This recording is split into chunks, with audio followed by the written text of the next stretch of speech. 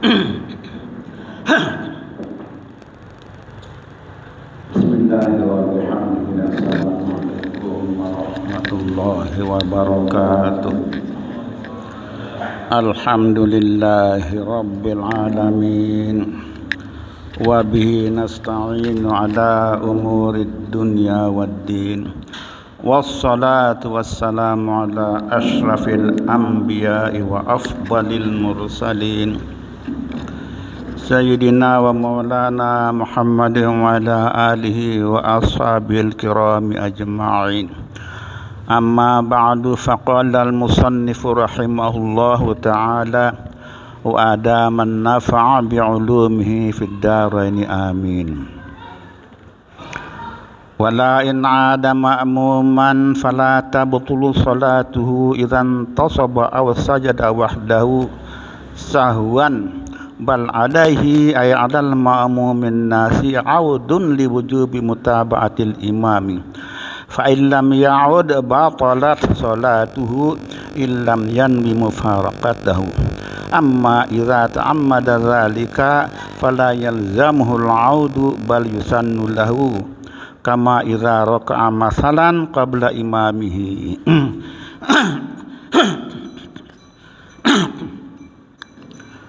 Alhamdulillah, malam ini kita bisa lanjutkan kajian kita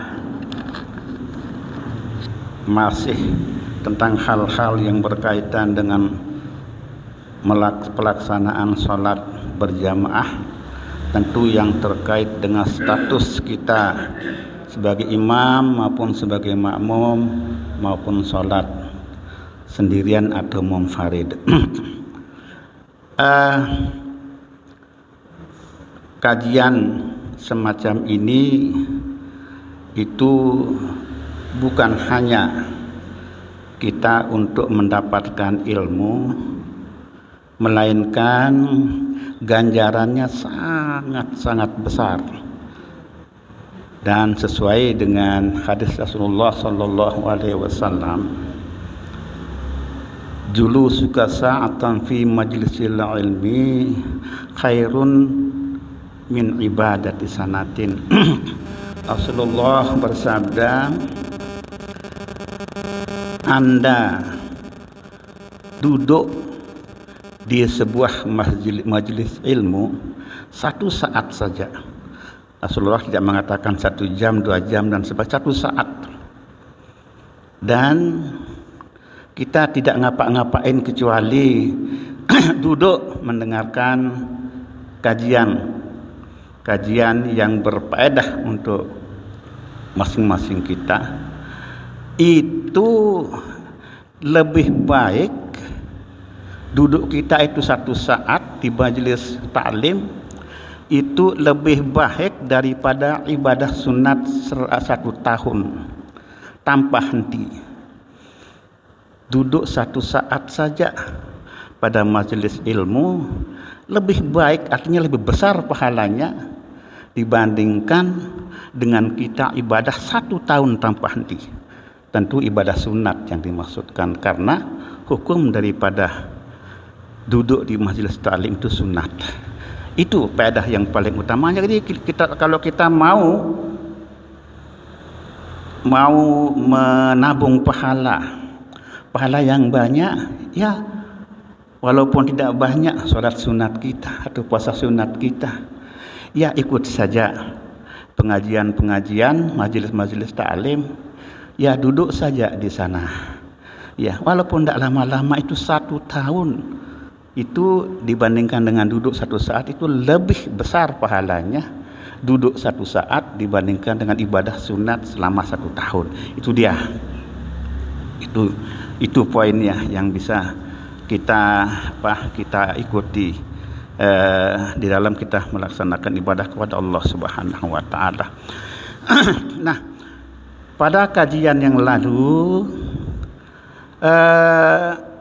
ketika ada seorang makmum lupa tasyahud awal, atau makmum itu lupa ikut kunut sama imam, artinya lolos. Jadi begitu si makmum ini, seorang makmum yang begitu bangun dari sujud kedua pada sholat subuh misalnya, ya, bangun pada sholat begitu seorang makmum ketika selesai sujud kedua pada rakaat kedua,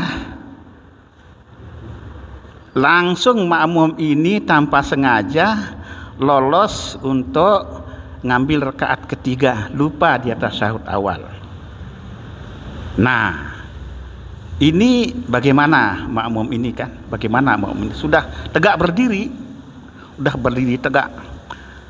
Sebab kalau imam yang sudah berdiri tegak, yang bersangkutan tidak boleh turun untuk ngambil tasyahud awal. Kalau dia turun sengaja, imam ini batal sholatnya. Tapi kalau makmum bagaimana? Kalau makmum, ketika makmum ini berdiri tegak sudah ngambil masuk ke rakaat ketiga, ini makmum ini, ya, makmum yang lupa tasyahud awal sama imam jamaah yang lain, karena mungkin posisinya ada di mana makmum ini, atau karena imam pada saat itu misalnya kepanjangan dia baca Allahu Akbar, dikirain imam berdiri gitu, dan dia lupa tasyahud awal. Dalam hal ini bagi si makmum ini, dia wajib, sekali lagi wajib hukumnya dia kembali untuk tasyahud awal bersama imam dan jamaah yang lain. Itu dia. Kalau imam tidak boleh. Tapi kalau makmum yang nyelonong ini, walaupun sudah berdiri tegak, aneh, orang kan sedang tasyahud awal, dia hukumnya wajib. Sekali lagi, wajib hukumnya untuk kembali duduk tasyahud awal bersama imam dan jamaah yang lain. Itu dia bedanya antara makmum dengan imam atau orang sholat sendirian. Orang sholat sendirian sama hukumnya dengan imam tadi itu. Sama hukumnya dengan imam tadi, orang sholat sendirian. Tetapi bagaimana kalau umpamanya makmum ini, ya, bagaimana kalau makmum ini misalnya tidak mau, dia bekeh misalnya, rameh toh juga imam ini nanti akan naik juga ambil rakaat ketiga misalnya, tidak mau dia turun untuk tasyahud awal, toh juga nanti imam akan naik pada ngambil rakaat ketiga. Saya tunggu aja di sini, katanya pas tempat berdiri itu. Nah, apa hukumnya makmum yang begini, yang bekeh begini? Hukumnya makmum itu batal sholatnya, itu dia. Batal sholatnya, tidak boleh sama sekali. Jadi begitu dia sampai tegak berdiri, imam dan jamaah yang lain tasyahud awal, dia wajib segera turun untuk tasyahud awal bersama imam dan jamaah yang lain. Termasuk orang sholat sendiri juga demikian, lolos rakaat ketiga, lupa saya tasyahud awal. Nah, itu sama hukumnya dengan imam tadi itu. Kalau umumnya dengan imam, ya jangan duduk, tidak boleh turun, itu intinya. Nah, kalau dia tidak mau turun, fa illam yaud batalat sholatuhu. Kalau dia tidak turun, ya batal sudah sholatnya makmum ini. Itu dia. Ya. Sholatnya yang batal. Batal sholatnya. Batal sholatnya. Kecuali illam yanwi mufaraqatahu. Ya. Kalau dia berdiri, ya roh, saya berhenti sudah berimamah mufarakah, udah, kalau begitu lain persoalannya, artinya dia melanjutkan sholat sendirian sudah. Nah, tetapi ini yang cara yang begini itu janganlah kita lakukan, janganlah dilakukan. Ya, wah, kedung di atas, saya mufarakah aja, boleh sih boleh, cuma tidak bagus. Tidak bagus, artinya boleh dalam artian sholatnya sah ketika dia mufaraqah. Itu dia, illam yanwi mufaraqatahu. Nah, karena dalam hal ini fa amma idza ta'ammada zalika fala yalzamuhul audu bal yusannu lahu. Nah, kalau umpamanya orang ini sengaja, makmum ini sengaja, tadi tidak lupa, tadi kan kalau dia lupa, sengaja dia naik ngambil rakaat ketiga tanpa dia sengaja tidak tasyahud awal bersama imam dan makmum yang lain, ini bagaimana? Itu dia sengaja dia, ya. Nah, kalaupun dia sengaja untuk tidak tasyahud awal dan berdiri untuk ambil rakaat ketiga, kalau itu yang dilakukan oleh makmum ini, tidak wajib dia kembali, cuma dia sunat untuk kembali. Artinya bagaimanapun juga apapun yang dilakukan oleh makmum, mau sengaja, mau lupa, mau sengaja, tetap dituntut untuk kembali, turun sama imam. Itu dia, ya. Jadi kama ira raka'a masalan. Nah, bagaimana kalau makmum yang seperti ini dia sengaja untuk mendahului imam, ini dia menjadi persoalan. Salat sah, tidak batal salatnya, dia sengaja mendahului imam, ya. Itu adalah pekerjaan yang hukumnya haram dalam salat. Ya, jadi sengaja mendahului imam melaksanakan sebuah pekerjaan dalam solat itu hukumnya haram. Sah solat tetapi itu hukumnya haram, berdosa bagi yang bersangkutan. Sah solatnya tetapi dia mendapatkan dosa. Nah, inilah yang disebut dalam hadis Rasulullah SAW itu, ya, kalau ada seseorang yang mendahului imam dalam satu pekerjaan, dalam satu perbuatan, ruku atau sebut dan sebagainya, itulah nanti orang ini ketika dibangkitkan dari kuburnya, kepalanya diganti dengan kepala hemar, keledai. Nah, jadi kepalanya nanti dia muncul dari kuburnya, otaknya, kepalanya lain, dia kepalanya tidak sama dengan orang lain, dengan manusia-manusia yang sama-sama dibangkitkan. Dia kepalanya adalah kepala hemar, kepala keledai. Nah, makanya dalam sholat itu gerakan makmum ini mengikuti imam adalah, ya, kalau ngikuti imam itu gerakannya sama, makmum ini sama gerakannya dengan imam, persis sama, Allah dia bergerak persis sama dengan imam gerakannya. Serempak, sama serempak dia, ya, gerakan imam ini, makmum ini dengan imam ini, misalnya selesai berdiri mau rukuk persis sama, iktidal dan sebagainya sama, artinya serempak dengan imam. Okay. Ini selama ini sudah 2 kali kejadian. Okay. Dia sudah berfatwa bahwa apabila imam sudah berdiri tegak kemudian dia duduk lagi, batal salatnya. Okay. Makmum kan itu yang ingin. Okay. Okay. Kemudian makmum itu memparahkan. Bagaimana dengan kejadian yang tadi siang? Tadi siang? Lagi Jawa, karena kebetulan saya ada di selatan. Terus? Jadi saya ragu-ragu memparahkan apa melanjut. Yang bagaimana tadi? Karena tadi kan tasyahud akhir, nggih. Tasyahud akhir. Nggih. Nggih, nggih.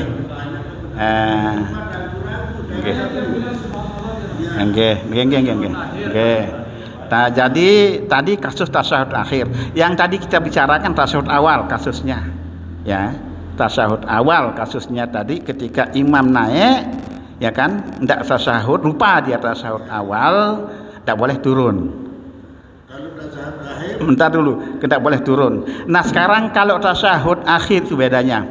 Kalau tasyahud awal kan tidak boleh diingetin, Ustaz, ya. kalau lagi tegak. bentar dulu. Ini dulu. Jadi ketika dia tasyahud akhir, mau tasyahud akhir tapi lupa, dia naik berdiri, yang ini dia wajib turun. Wajib turun. Tapi tidak merusak. Wajib turun, harus dia turun. Wajib dia turun. Apalagi batal, enggak sama sekali. Ya, jadi dia wajib turun. Wajib turun untuk tasyahud. Walaupun sudah berdiri. Langsung sudah berdiri tegak. Nah, karena tasyahud akhir soalnya. Tasyahud akhir itu adalah rukun. Wajib dia turun. Nah, sampun niki? Batasan berdiri tegak ini. Nah, niki anggih apa-apa coba dulu, enggak apa-apa ya. Berdiri tegak itu adalah benar-benar sudah teng gitu loh. Nggih. Sila betul. Nggih. Menegur, nggih. Masih belum berdiri tegak namanya. Nah, sudah begitu pun tidak boleh. Masih sampai begini nih, masih belum tegak, masih boleh turun. Nggih, belum berdiri tegak. Memang ada di barat ini, ada di barat itu yang seperti itu. Nggih. Jadi berdiri tegak benar-benar sudah berdiri tegak. Oke. Dia dalam hal dia tidak melihat imam itu apakah dia tegak apa dia tidak tegak, itu masalahnya. Bagaimana? Dia was-wasnya apakah dia sudah berdiri tegak atau masih duduk. Tadi kan kasus tasyahud akhir. Kalau tasyahud akhir itu dia imam tidak ada imam wajib turun. Tasyahud awalnya juga kita tidak lihat. Kebetulan ada di pinggir. Ya, jadi kan makmum dalam hal ini kan ketika makmum ini tidak melihat imamnya naik, dia kan akan tasyahud awal sendiri kan? Nggih? Dia kan tasyahud awal sendiri karena tidak lihat kan? Tidak lihat. Nah, dikirain imamnya tasyahud awal kan begitu artinya. Padahal imam ini berdiri gitu loh. Nah, makmum ini tidak tahu imamnya berdiri, dia tasyahud awal. Nah, sepanjang dia tidak tahu bahwa imamnya berdiri tegak, tidak masalah bagi dia untuk melakukan tasyahud awal, memang tidak tahu. Nah, tetapi ketika dia tahu imamnya sudah berdiri tegak, karena yang lain ikut berdiri, makmum yang lain ikut, artinya yang lain ini tidak ikut tasyahud awal kan? Tidak tasyahud awal juga sama imam. Artinya imam ini sudah berdiri tegak, yang lain ikut. Itu yang seharusnya yang dilakukan seorang makmum. Jadi imam ini sudah berdiri tegak, yang ada makmum yang di belakang-belakang kan tahu dan tahu hukumnya juga. Makmum ini tahu kita lebih baik ikut imam. Berdiri tegak kan? Udah berdiri tegak. Ini kan makmum yang diajak jalan tadi kan, kalau dia punya ilmu, maka dia akan ikut untuk berdiri. Itu yang harusnya dilakukan. Akan ikut untuk berdiri. Ngambil rakaat ketiga tanpa tasyahud awal, atau tasyahud awalnya baru setengah, ikut sama imam dan sama jamaah yang lain, harus ikut. Nah, lain lagi cerita kalau imam ini setelah berdiri tegak turunlah dia. Nah, ini persoalan lagi yang lain.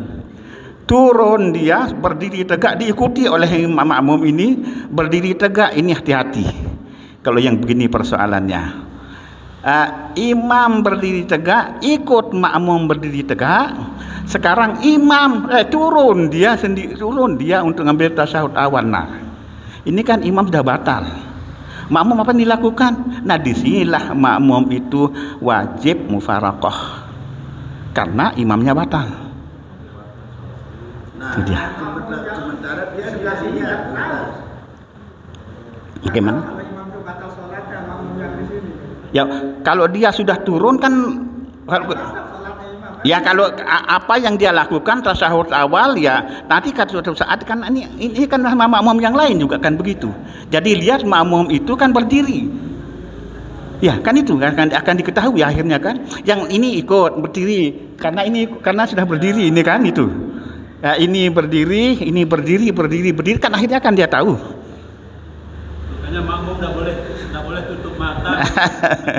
Ya jadi karena lambat cepat atau lambat makmumnya kan tahu bahwa makmumnya akan berdiri. Yang menjadi persoalan kalau imam ini dia turun ngambil tasyahud sudah berdiri tegak, otomatis kan imam ini batal. Makmum ini apa? Makmum ini jangan itu ikut sama imam untuk duduk lagi, batal juga dia. Ya. Pada ini kedua, Nggih. terutama Nggih. pada pribadi Nggih. saya. Nggih. Nggih. Pada saat haji Jom, Nggih. awal Nggih. kan dia berdiri. Berdiri. Dia kebetulan kan tidak ikut berdiri karena dia ingat. Ternyata kan menurut penjelasan ini kan batal imamnya. Kalau dia duduk, Kalau dia duduk. nah, sudah berdiri tegak. Nggih. Bagi. Nggih. Terus bagaimana posisi dia sekarang sebagai makmum? Pelonggo tasawuf sendiri kan, tasawuf awal sendiri kan. Nggih. Dalam hal ini pilihannya adalah pelonggo mufaraqah sama imam. Keluar mufaraqah. Jadi sholat sendiri sah sholatnya, sholat pelonggo.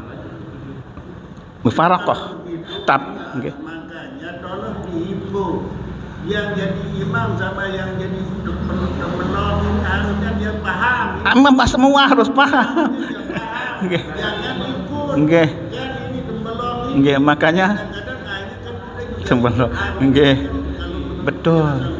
harus maju selangkah. Nggih, kalau dia sudah begitu, nggih. Posisi imam yang batal. Itu dia.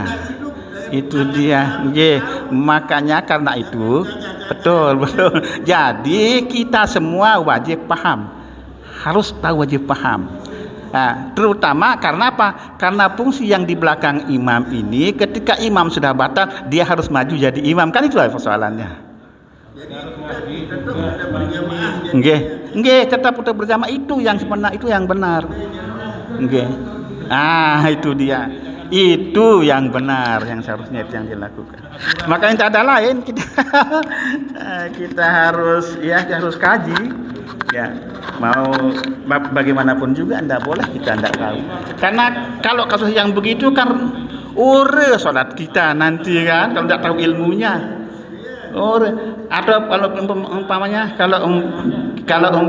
kita sholat juga gampang, kita ulang gampang. Tidak solusi itu mengulangi sholat. Tidak ada solusi untuk mengulang sholat kembali. Tidak ada. Nah itu karena memang semua kita harus tahu, semua kita harus paham ya ilmu yang begini ini. Jadi dengan demikian maka imam ini dan makmum ini sebaiknya ikut imam tanpa melakukan tasyahud awal. Semua itu yang benar, itu yang pas, itu yang pas. Nah terus ikut sampai dengan selesai.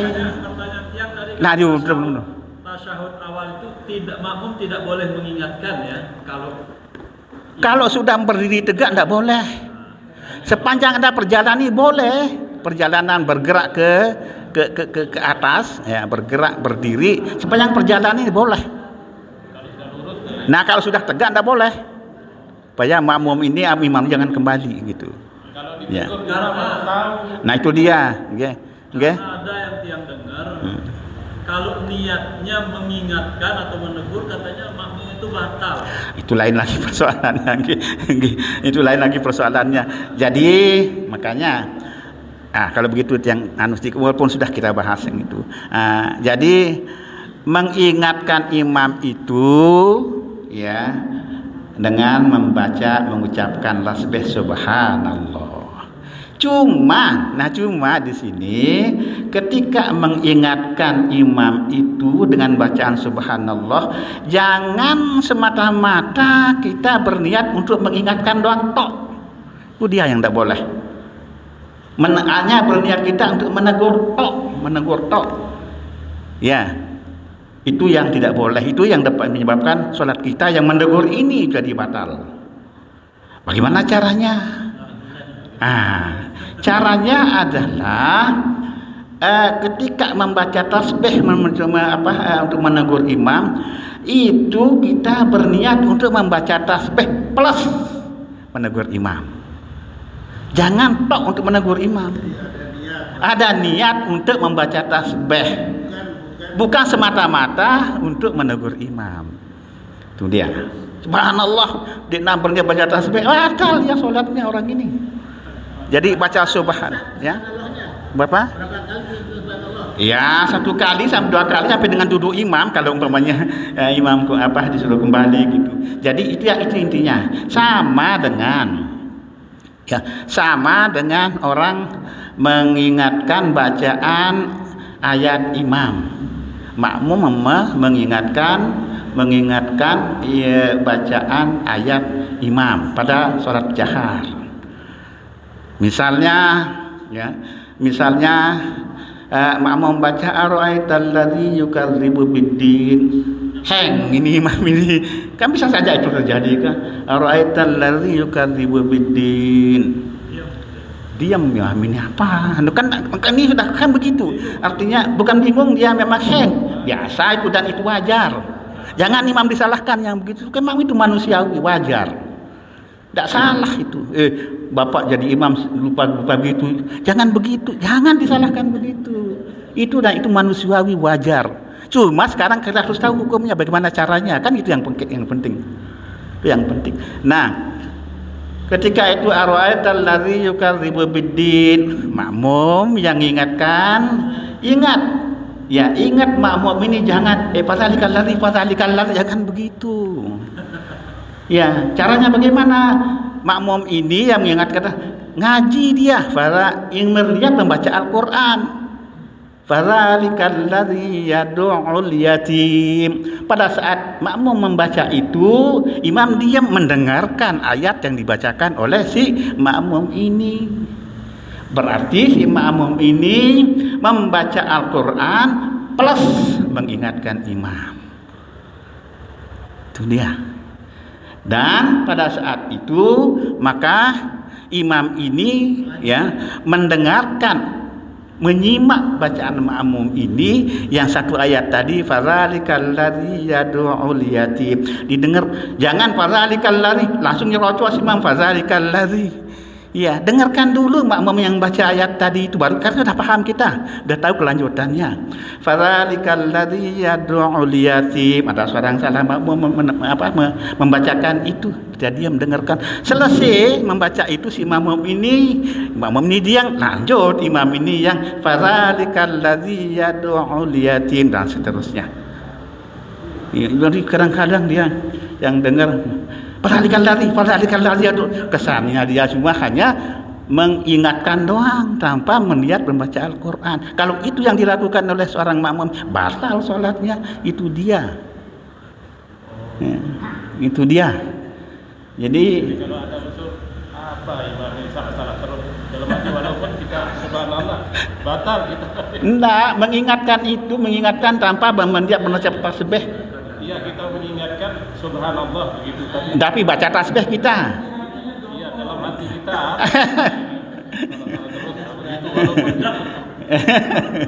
Makanya itu tidak boleh kita salahkan, karena memang itu manusiawi, orang lupa, dan itu tidak boleh kita salah. Imam juga tidak boleh menyalahkan diri sendiri. Yang bagaimana? Ya. Kaitannya ini saya ngomong pengalaman pribadi. Oke. Ada imam sholat subuh, si hitung apa salah saya atau lamun salah ya kan ampun ya 12 kali salah di dalam membaca ayat itu. Surat. Dia ulang 12 kali, dia hitung pada dia. Oke. Dia. Ada yang mengingatkan dia? Tidak ada. Ayat bukan ayat umum ya. Iya. Tidak tahunya itu karena dia ulang-ulang. Iya. pikiran dia, pasti dia salah. Ya, karena Kalau dia tidak salah kan tidak mungkin ya. ulang-ulang saja. Nggih. Sementara tidak ada makmum yang ngapal. Nah, tidak ada makmum yang ngapal, cuma imamnya doang yang ngapal ayat itu kan. Nah, nggih, benar. Tidak ada yang ngapal, tidak ada yang ingatkan.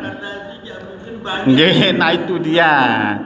Ya, betul. Saya tahunya itu 12 kali saya hidup dan salah.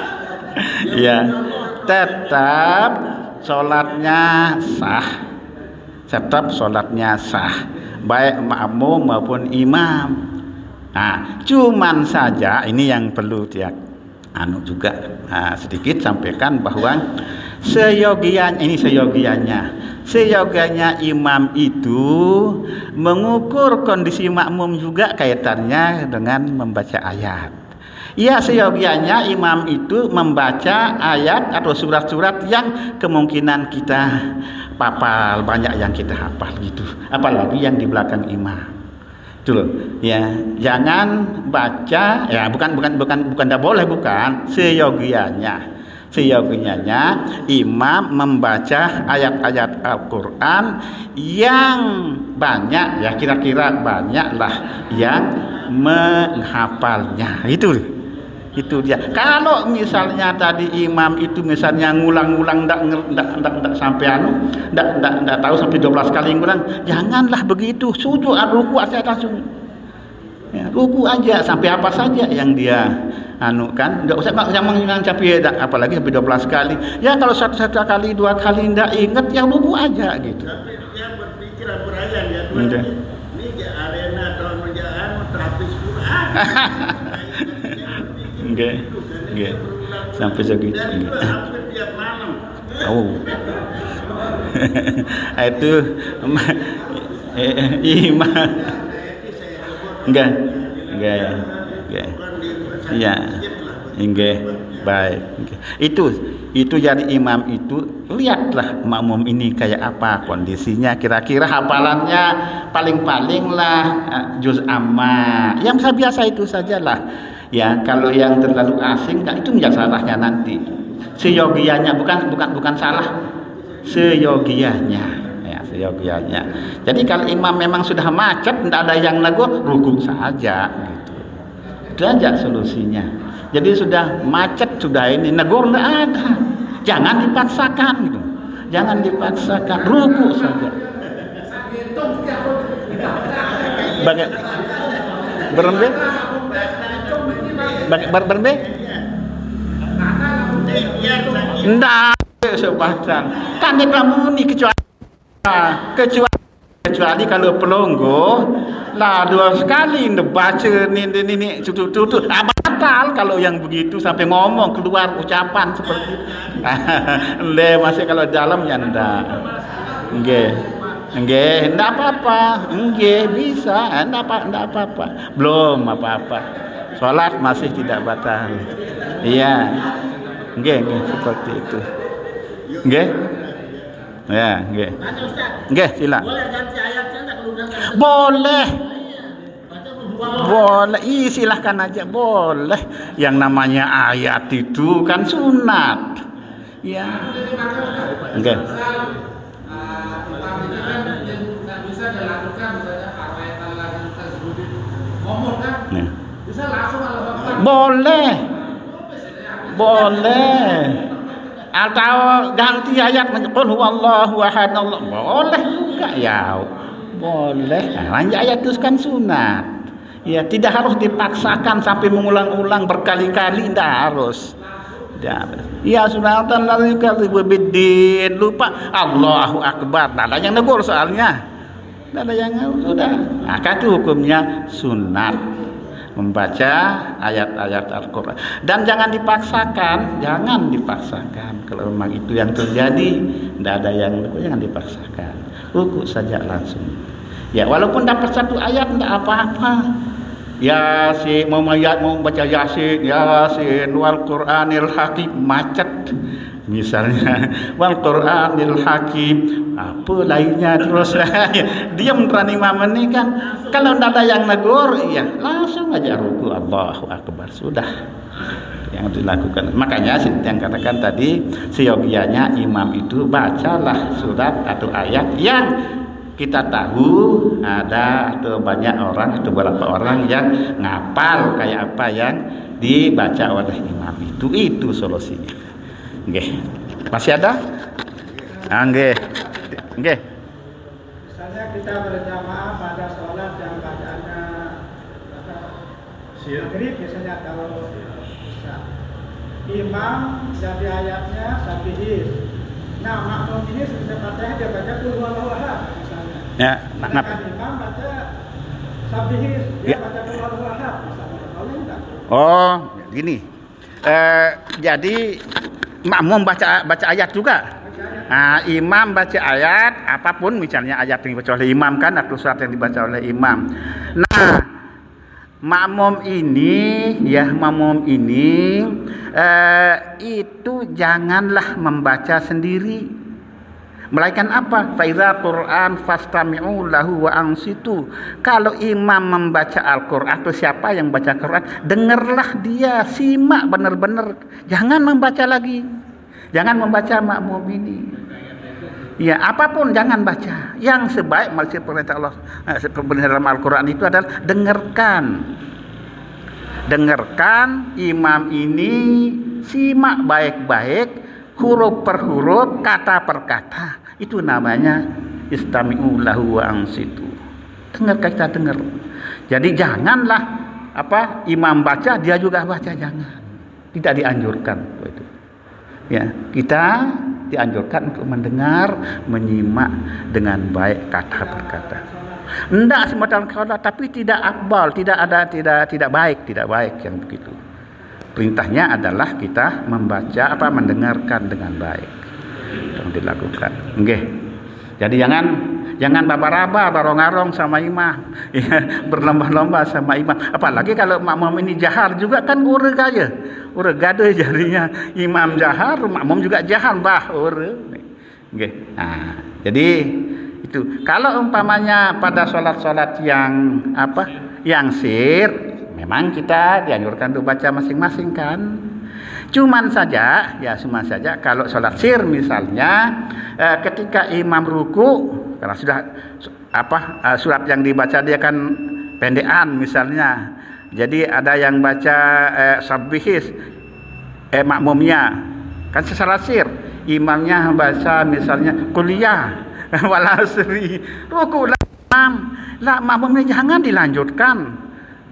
Surat sirnya secara sir itu ruku sama imam sampai mana dia sampai berapa dapat ya, sampai berapa dapat misalnya sabbihasma rabbikal a'la ruku imam ruku sih juga kita ya, jangan paksakan untuk membaca seterusnya.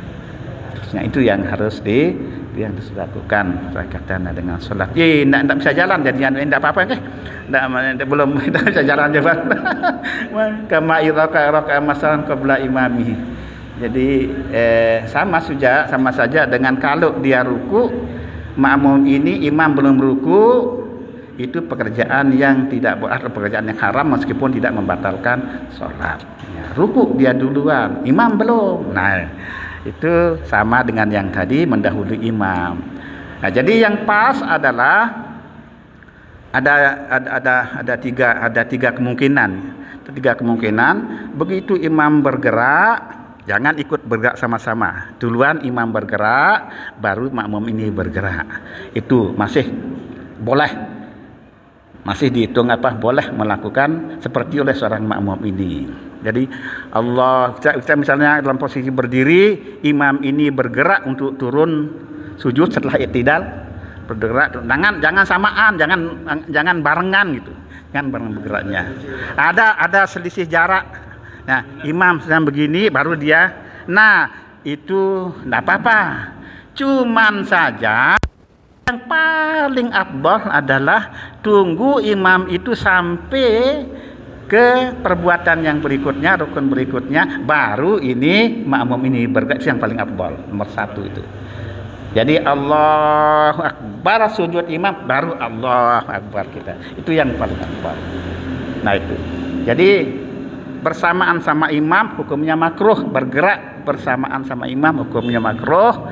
Kemudian yang belakangan makmum ini bergerak sedikit itu sudah bagus, sudah sah salatnya.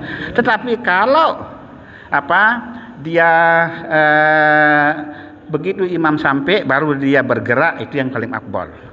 Sementara kalau dia makmum ini duluan bergerak dari imam ini, itu haram hukumnya. Nah, itu haram hukumnya. Sah salat tetapi tidak mendapat pahala. Oke. Bagaimana hukumnya ketika imamnya Miring. ada posisi kiblat. Oh, Agak miring. agak miring. Terus.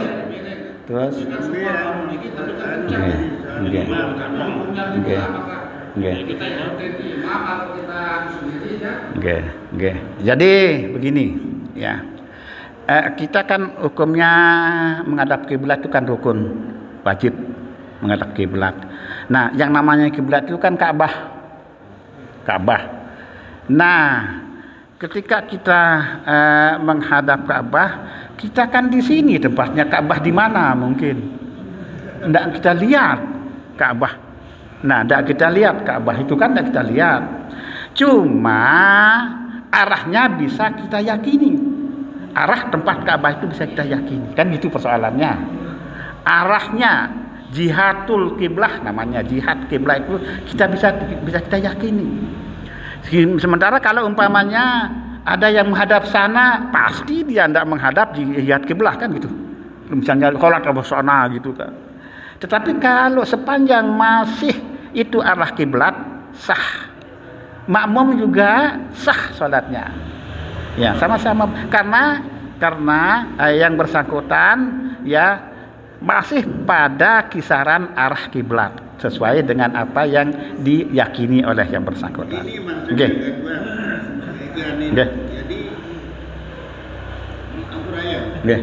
Jadi kan yang pas menurut majelis ulama itu adalah kan agak miring sedikit. Miring Miring ke kanan. Pas kablahnya. Kalau dia begini kira-kira berembet, Tuan. Nah, itu apakah itu masih kita anggap arah kiblat atau bagaimana? Itu aja di persoalannya. Ya.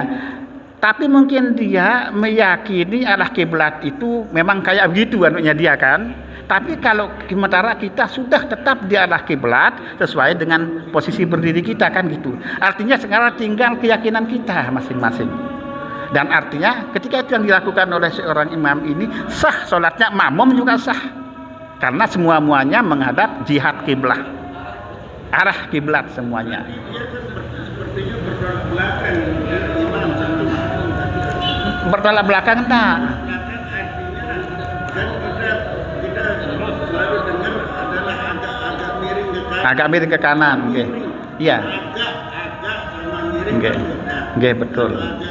Nah, sekarang apakah imam ini oleh makmum diyakini dia tidak menghadap kiblat? Kan itu persoalannya. Kalau makmum ini melihat imam ini meyakini imam ini tidak mengarah ke kiblat, ya tidak boleh dia ikut si makmum ini. Ini persoalannya gini, di sini ada Enggak. karena ada imam kita yang memang posisi berdirinya menurut makmum agak terlalu Agak ke kanan. Iya. ini lurus jadi maaf bukan kita Nggih. bicara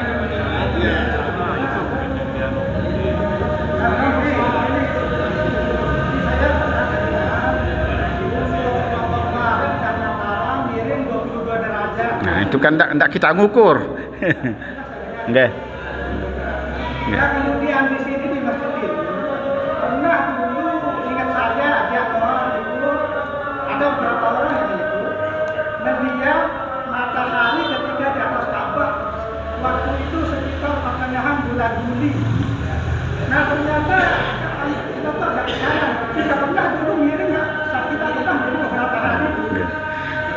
Sekali lagi. Jadi agak ke kanan. Okay. Sekali lagi, menghadap kiblat itu bukan menghadap kiblat ya kiblat Ka'bahnya gitu loh. Kan tidak mungkin kita lihat Ka'bah kan dari sini kan. Tetapi yang kita lakukan ketika kita tidak melihat Ka'bah adalah menghadap arah jihatul kiblat. Nah, arah kiblat itu di mana? Arahnya.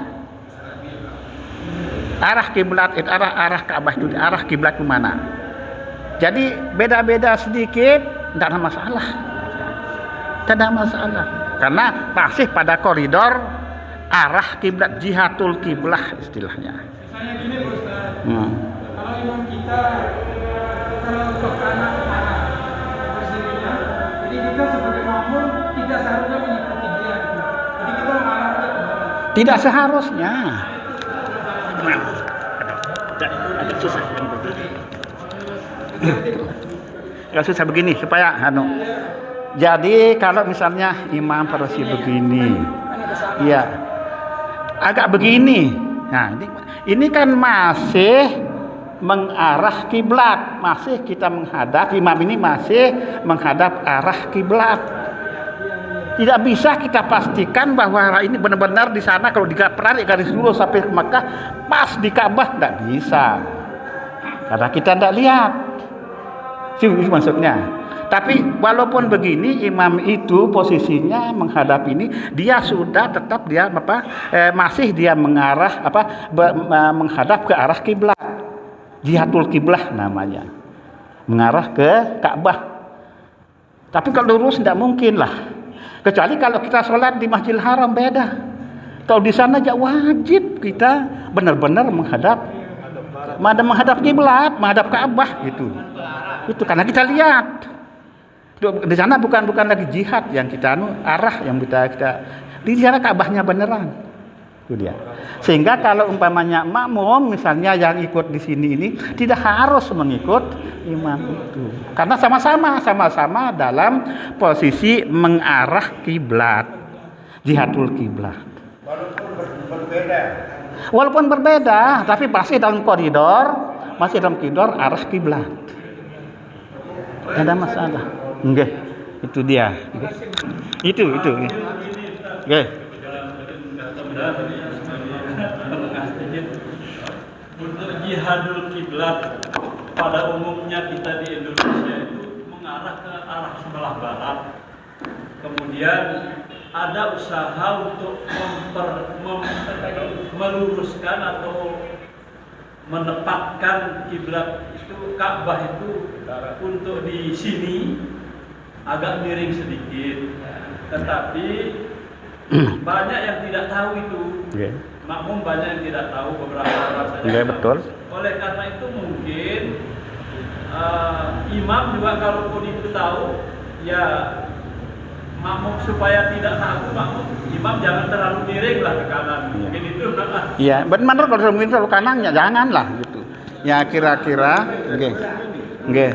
Ini kan persis seperti apa yang kita sampaikan itu. Nah, ini kalau agak miring. Jangan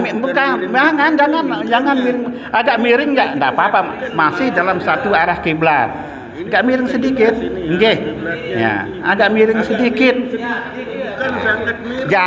Jangan agak miring akan sana kalau sana sudah lain. Itu loh.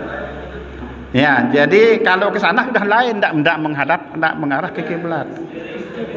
Ketika pas begini, ya agak miring sedikit, itu dia. Itu maksudnya. Agak miring sedikit. Ya, agak miring sedikit ke kanan. Itu. Ya. Jadi kearahan salat kita mengarah kiblat itu kita pakai yang tadi itu agak miring sedikit. Apalagi pakai itu. Pakai mengikuti itu. Nggih. Ya, jadi agak miring sedikit doang. Nah, itu aja. Nah, itu baik mungkin itu dulu nggih. Wallahul muwaffiq wal hadi ila aqwamit thariq. Subhanakallahumma wa bihamdika Asyhadu an la ilaha illa anta astaghfiruka wa atubu ilaik. Enggak jalan-jalan ini. Enggak apa-apa. Nggih. Baik. Assalamualaikum warahmatullahi wabarakatuh. Nggih, betul.